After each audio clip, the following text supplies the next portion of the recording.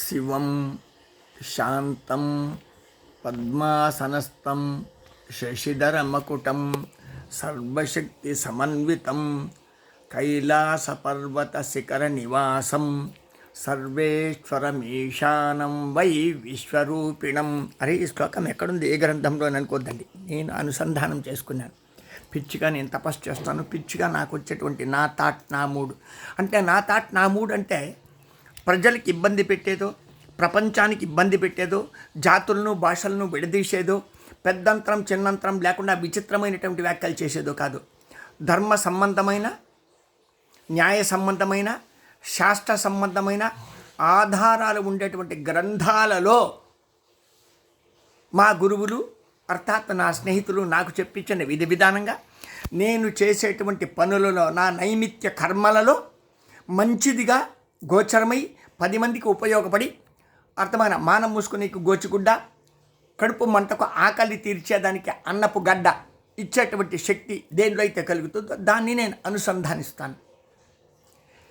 విశ్వమంతా కూడా ఒకే రూపంలో ఉందన్నమాట. అదే సర్వేశ్వర రూపం. మళ్ళీ లక్షల సార్లు చెప్పుకుంటూ వచ్చినాను, చిరాకెత్తిపోతుంది. కాశీకిపై ఏం వదిలినావు అంటాడన్నమాట ఒక స్నేహితుడు. గుర్తుపెట్టుకోండి, ఇది లక్షల జన్మలుగా ఉంది, లక్షల సంవత్సరాలు కాదు, లక్షల జన్మలు. కాశీకిపై ఏం వదిలిపెట్టాం? అయ్యా, కోపాన్ని వదిలిపెట్టేసిన గంగలో. నాయన, కాశీకిపై ఏం వదిలేవరా? కోపాన్ని వదిలినా. కాశీకిపై ఏం వదిలేవరా? కోపాన్ని వదిలినా. కాశీకిపై ఏం వదిలినవరా? కోపాన్ని వదిలినా. కాశీకిపై ఏం వదిలినా? కోపాన్ని. ఎన్నిసార్లు చెప్పడం. అదే కాశీలో నువ్వేం వదిలిపెట్టావు? కోపాన్ని వదిలిపెట్టాను. నువ్వు చచ్చిపోయేటప్పుడు కూడా నీకు కోపం రాకూడదు, ఆఖరి క్షణంలో కూడా కోపం రాకూడదు.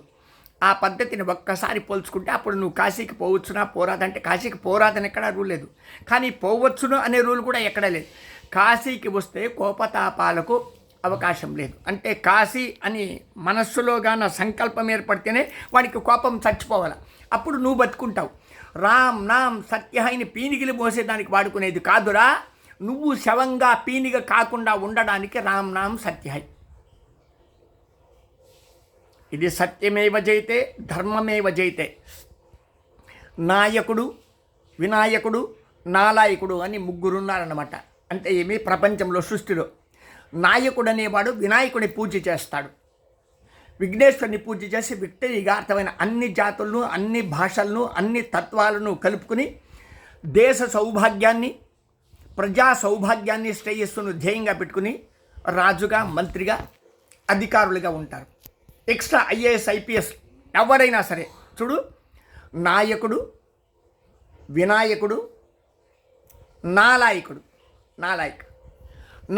నా బర్ద మొండ కొడుకులు కొంతమందిగాన అధికారులైన, రాజులైన, మంత్రులైన అర్థమైన భయం పెట్టి, బాధలు పెట్టి వాళ్ళ యొక్క తాపత్రయాన్ని అంటే అనురాధు కానీ రాక్షసానందాన్ని, శునకానందాన్ని పొందుతారు. అంటే కుక్కలు పీకులాడేటప్పుడు ఇంకొక సంతోషపడుతుంది. ఆ విధంగా అర్థమైన ఈ శునకానందాన్ని పొంది, మృగానందాన్ని పొంది, పురుషత్వాన్ని పొందినటువంటి నాయకులకు హెచ్చరిక. అంటే సత్యమేవ జయితే. యమధర్మరాజు సత్యానికి పాలకుడు, అసత్యానికి పాలకుడు కాదు, అతను శిక్షకుడు. యమధర్మరాజు శిక్షలు ఎందుకు ఇస్తాడు? పాపాలకు మాత్రమే ఇస్తాడు. పుణ్యాత్మలకు, ధర్మాత్మలకు శిక్షలు యమధర్మరాజు ఇవ్వడు.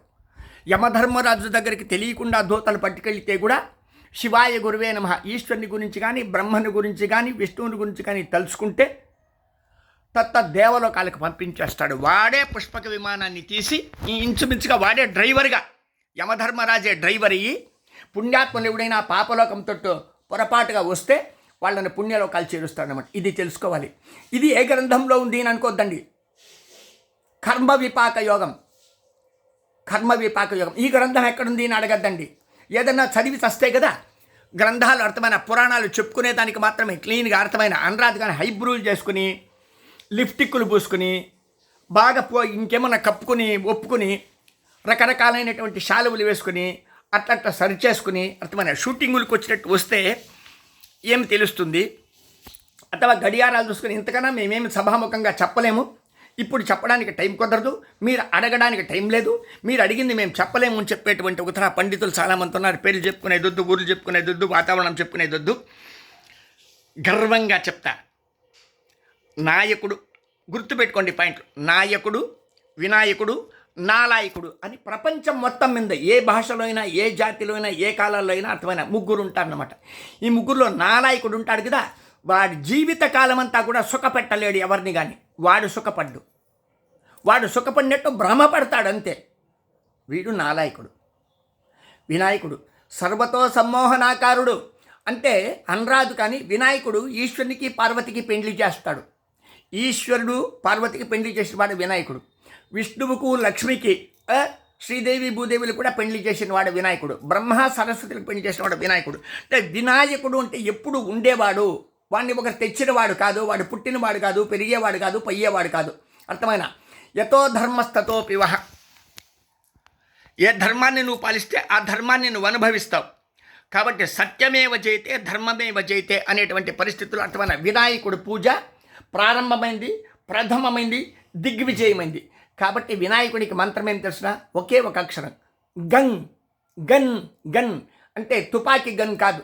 గన్ గణపతయే నమః, గం గణపతయే నమః, గం గణపతయే నమః, గం గణపతయే నమః. నాయకుని లక్షణం వినాయకుని ఆశీస్సులు పొందినవాడు.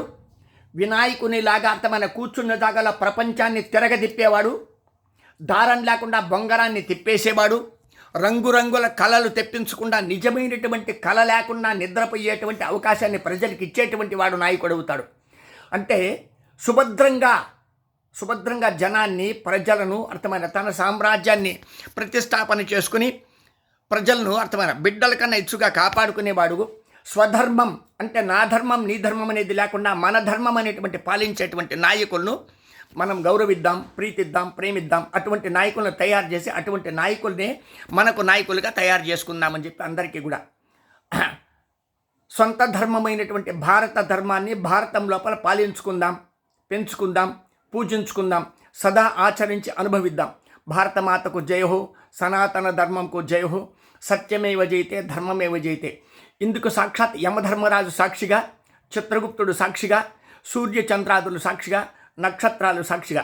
ఈ మధ్యలో పేపర్ చూస్తే తలకాయ నొప్పి, టీవీలు చూస్తే తలకాయ నొప్పి, హ్యాండ్ రైట్ సెట్ లోపల ఏదైనా కానీ మెసేజ్లు వచ్చింది, ఏదైనా పోస్టులు చూస్తే కూడా తలకాయ నొప్పి. ఈ మధ్యలో ప్రవచనాలు చెప్పడానికి కూడా అంటే ఏమన్నా నేను మంచి మాటలు చెప్పడానికి కూడా నాకు మనసు రావడం లేదు.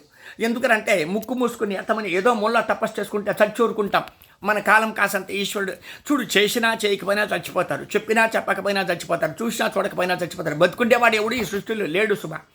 ఈ సృష్టి లోపల బతుకుండేవాడు ఎవడు లేడు లేడు లేడు లేడు లేడు ఎవడు బతుకుండేవాడు లేదు. అందరూ చచ్చూరుకునేవాళ్ళే. కానీ చచ్చిన తర్వాత మళ్ళీ వస్తూ ఉంటారు, చచ్చిపోతూ ఉంటారు, పుట్టి వస్తూ ఉంటారు, చచ్చిపోతూ ఉంటారు, పుట్టి వస్తూ ఉంటారు. ఇది తెలుసుకుంటారు నాయన. కాశీక్షేత్రం దివ్యనగరి, జ్యోతిర్నగరి, మహానగరి, జ్ఞాననగరి. అర్థమైన నభూతో నభవిష్యతి కాశీక్షేత్రం, నభూతో నభవిష్యతి కాశీక్షేత్రం, కాశీతీర్థం. ఎప్పటికీ ఎన్ని కోట్ల జన్మలు ఎత్తినా కాశీనగరం లాంటి నగరము, కాశీశక్తి లాంటి శక్తి, కాశీ పేరు లాంటి పేరు అస్సలు రావు. దీన్ని జెరాక్స్ కాపీలు కొట్టడానికి అథవా దీన్ని డూప్లికేట్లు చేయడానికి కుదరదు. అన్ని లోకాల కన్నా మిన్నైన లోకమే కాశీనగరం. కాశీ సాక్షిగా సుధాకర్ స్వామి మణికర్ణిక.k. సుధాకర్ స్వామీజీ యూట్యూబ్ ఛానల్లో ఎరుకగలిగినటువంటి ఓ సబ్స్క్రైబర్లారా, నిజమైనటువంటి భక్తులారా, భిక్షమిచ్చి ఆదుకునేటువంటి ఉత్తర దాతలారా, రాజపోషకులారా, మహాపోషకులారా, అందరికీ అర్థమైన కళకళి మనవి అంటే అడుక్కుని చెప్తా ఉన్నాను నాయనలారా. అర్థమైన మీరు సొంతంగా ధర్మాన్ని నమ్మండి. అసలు రెండో మనసు పెట్టుకోవద్దండి. రెండు నాలికల ధోరణి వద్దు. ఒకే నాలిక ధోరణి, ఒకే మనసు ధోరణి, ఒకే ఆలోచన. ఎందుకంటే చచ్చినా మళ్ళీ పుడతాం, పుట్టినా మళ్ళీ చస్తాం. చావు పుట్టుకల మధ్య లోపల పరమేశ్వరుడైనటువంటి పరమాత్మని లీల నడుస్తుంది. కాబట్టి మనం ఎవడు జుట్టు పీక్కునే పనేమి లేదు, ఎవడు ఒడ్డలు పెట్టే పనేమి అంటే ఎవడు సంపాదించేవాడు లేదు, ఎవడు పోగొట్టుకునేవాడు లేడు. గుర్తుపెట్టుకోండి.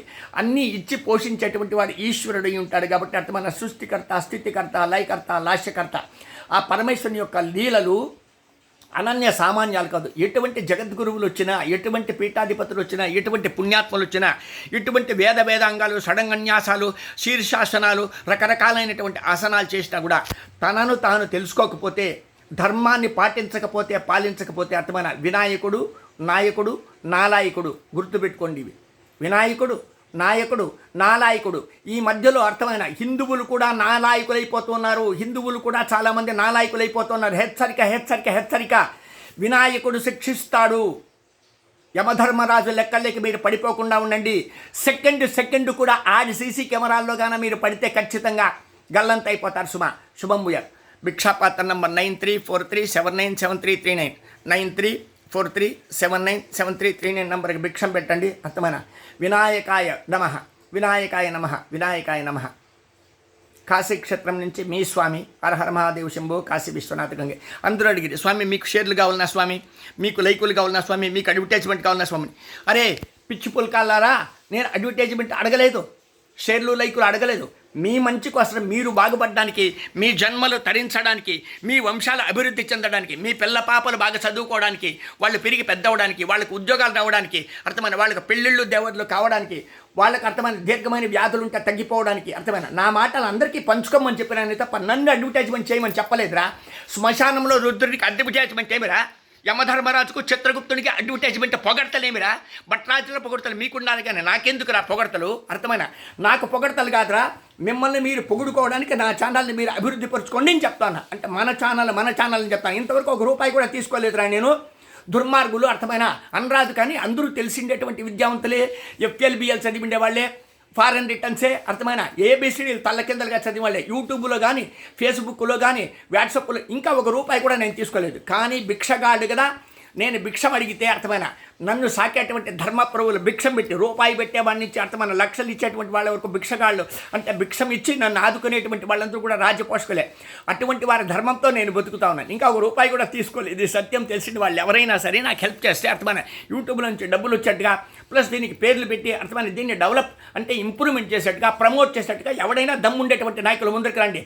అర్ధనగ్నంగా ఉండే పాపలను మత్తు తెచ్చేటువంటి మత్తు పానీయాలకో అథవా విదేశీ మోదుల్లోనూ అడ్వర్టైజ్మెంట్ చేసుకుంటారే తప్ప అర్థమైన నాకు నవ్వు వస్తుంది. కొన్ని దానికైతే లక్షలు, ఇంకేం కోటికి కూడా వస్తుంది. అట్లా లైకులు, షేర్లు, అర్థమైన రకరకాలుగా వేరే పోస్టులు నేను కూడా పిచ్చోడు కాకుండా చూస్తాను కదా, ఎవడెవడు యోగ్యత ఎంతంత అని.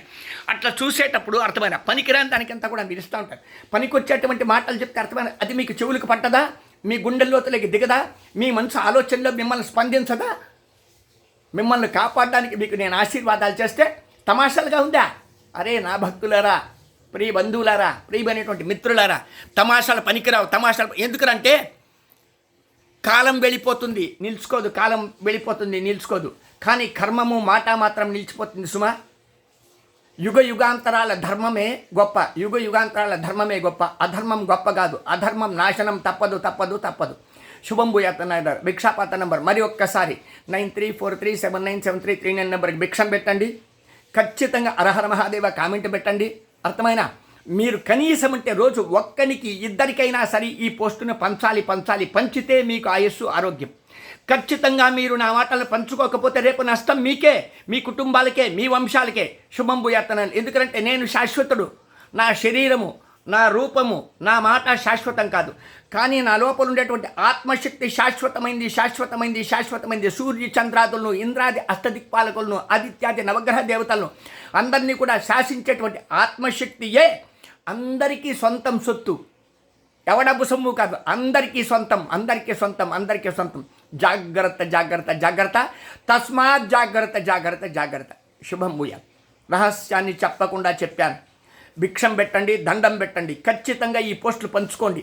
రేపు నేను లేనంటే అస్సలు నమ్మడానికి వీలు లేనటువంటి పని. ఎప్పుడు ఎవడు ఎక్కడ చేస్తాడో, ఎలా చేస్తాడో తెలియదు. అందరూ చచ్చేటువంటి వాళ్ళే. కానీ బతికుండేది ధర్మం, బ్రతికుండేది ధర్మం, న్యాయం. జాగ్రత్త. శుభం భూయాత్ నాయనలారా.